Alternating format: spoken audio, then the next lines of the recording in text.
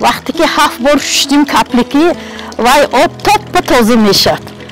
شب میچکد روز با میشویم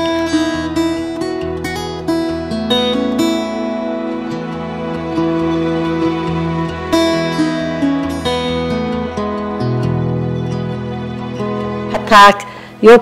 پایپو من این خیل این برای سلامتی ما به نهایت فایدهش کلان از خونگی خودمون گرم نگاه می‌داریم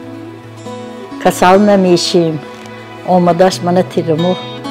همین ضرور بازار با نمیفروشد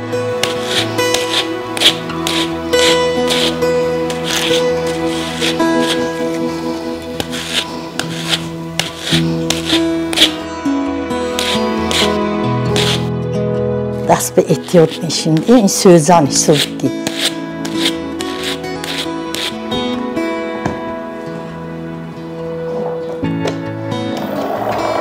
وظیفه این ماشین رسپون پخته کده میتید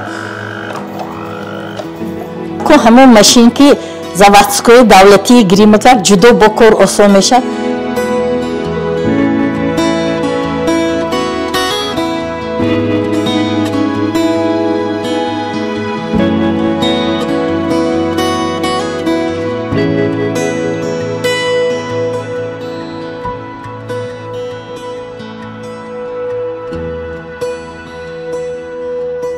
اهمی حق همسایه یارو دوستو نزدیکو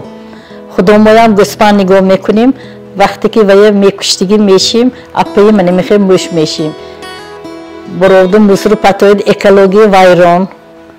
به نور مینمود یا بعضی هم میسوزند